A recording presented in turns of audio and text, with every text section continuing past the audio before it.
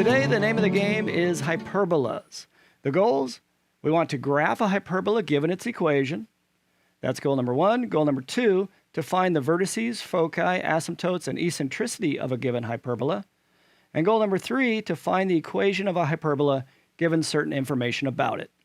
So let's get started. So the actual definition that we use of a hyperbola, it looks a lot like the definition of an ellipse. A hyperbola is the set of all points in the plane, the difference between whose distances from two fixed points called foci, that difference is a constant.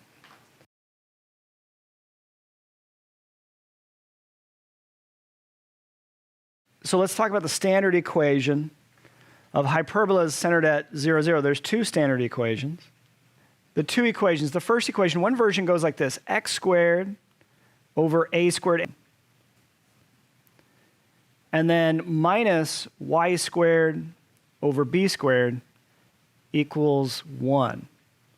Now, which equation does this look like that we talked about just yesterday? It's similar to, it's not exactly the same. Looks like an ellipse, except instead of having a plus between the x squared term and the y squared term, there's a minus. And it changes the look of the graph considerably. Now, the reason we have to have two equations is because if you switch the role of x squared and y squared, you get something like this: y squared divided by a squared minus x squared divided by b squared equals 1. So in the second situation, y squared's the term with y squared in it is positive. So what the heck does the graph look like? Well, if the positive term involves the x squared, it actually has two branches. One branch will open to the left. It'll kind of look like a sideways parabola, but that's not what it is. It's not the same shape as a parabola. And one branch will open to the right. So it'll have two branches. One graph will have two branches. And the center of 0, 0 is right here in the middle. If the term involving y squared comes first, then you're going to get a branch that opens up, and one branch that looks like the reflection of the first branch that opens down. They do look like parabolas, but they're not parabolas. The center would be right here in this case, 0, 0. Okay, so is this easy enough to remember? If the x squared is positive, it opens horizontally. What does x control? Horizontal positions, right? So it opens left and right if the x squared term is positive.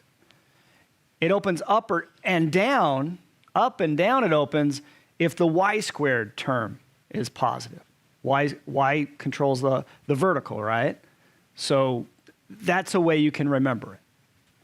In just a minute, I'm going to show you how to graph this hyperbola by hand. But first, let's do it on Desmos. So I'm going to type in x squared divided by 4 minus y squared divided by 16 equals 1. And you get a hyperbola. One branch opens to the right, one branch opens to the left, and the center is at the origin at 0, 0. Now I want to look at what happens when we zoom out on this thing. So zoom out. Notice what's happening. It's starting to look like two crisscross lines. The two branches are starting to look like two crisscross lines. We can't even tell that they don't cross at the origin. So what's going on here? Why is the zoomed out version of the graph of the hyperbola indistinguishable from two crisscrossed lines? Well, it turns out that every hyperbola has two asymptotes associated with it. Remember, an asymptote is a line that the graph of a curve gets closer and closer to, but doesn't actually intersect. At least not the asymptotes we've looked at. So what happens is we're zoomed out so far on this hyperbola that it's indistinguishable from the two asymptotes associated with it. So we can actually use the graph of the hyperbola to estimate the asymptotes. And if I did that, if I considered like this guy one line going through the origin, even though we know that's not really what it is, that's what the asymptote is, I could find its equation. Look. This point right here, it's going by 100s on the x-axis, so you'd go 100. It's going by 50s on the x-axis. So you'd go 50, 100. It has x-coordinate 100 and y-coordinate 200. And the asymptote does, in fact, go through the origin, unlike the hyperbola. So we could call the slope of this line that increases from left to right, the rise would be 200. The rise would be 200. The run would be 100. So the slope of this line from left to right, that increases from left to right, that is 200 over 100, which is 2.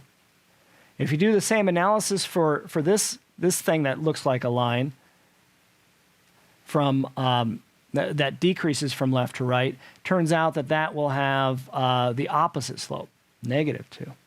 And look, I want you to look at something here. If you think about the standard form of the hyperbola that I showed you just a little bit ago, this is what we would call b squared, and this is what we would call a squared. And it turns out if you think about the square root of 16, which is b, turns out b is 4, and the square root of 4, square root of a squared is a, and that's going to be just 2. And if you look at b over a, b divided by a, that's 4 over 2, or just 2. And that's no coincidence. It turns out that for any hyperbola that opens horizontally, the slope of the line that increases from left to right is going to be b over a. And the slope of the line that decreases from left to right is going to be minus b over a. And so we're going to use the slopes of the asymptotes of this hyperbola to help us graph it by hand in the next example. Graph the hyperbola. So we have x squared divided by 4 minus y squared divided by 16 equals 1. Remember what the standard equation looks like in this form. It's x squared over a squared minus y squared over b squared equals 1, right? So here's the trick. This is the memory trick you use to help yourself remember how to graph this. You start out like it's an ellipse. Start out like it's an ellipse. So find the center. Well, the center in this class is going to be 0, 0. And you're going to go left and right how far? So you're going to go, if this were an ellipse, if this were a plus right here, you would go left and right from the center, the square root of this number, to get to the edge of the ellipse if it were an ellipse, right? Okay, so let's go left and right 2. So let's go left and right 2. So I'll say it this way. A squared in this case is 4, which means a equals 2. I'm ignoring the plus or minus because I consider a length. So you go left and right, plus and minus 2 from the center. Okay, then you're going to go up and down how far?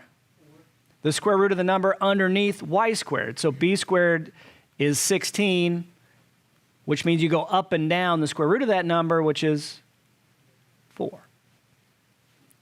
So up and down, 1, 2, 3, 4.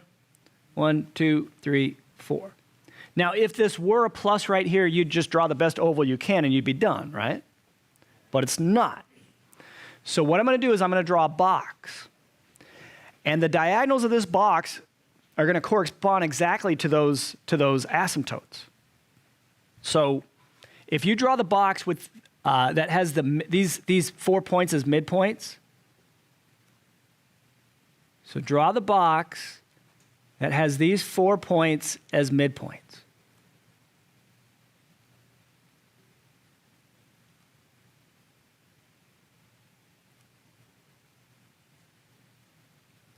And then draw the extended diagonals of the box. Now, I am going to cheat a little bit here. I'm going to use my drawing tool for a line to draw the extended diagonals of the box. So the diagonals go from corner to corner, right? Opposite corner to opposite corner.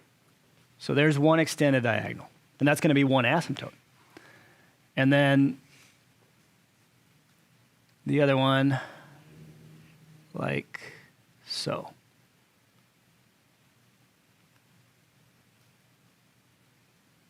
Everybody see what I did there? Now, if it were perfect, the center where these asymptotes cross would be 0, 0. Of course, it's drawn a little bit freehand there, so it's not perfect. Okay, so then none of what I've drawn is the hyperbola so far, except for 2 points. These 2 points, here and here.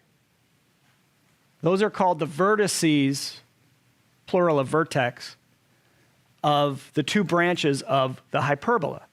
Now, because the x squared term comes first, we know it opens left and right. We know that there's a branch that opens left.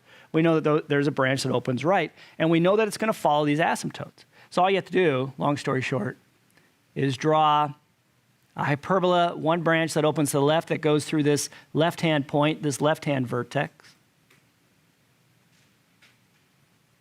And it should look like it gets closer to the asymptote, so try not to fade away like I did a little bit there.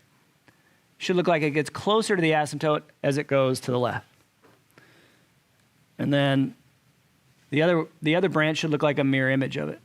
It should look like it gets closer to the asymptote as it goes to the right.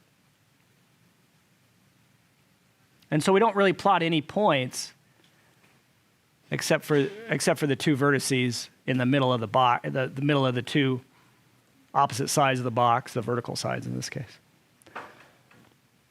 Okay, so the graph in blue, that graph, those two branches make up the one hyperbola.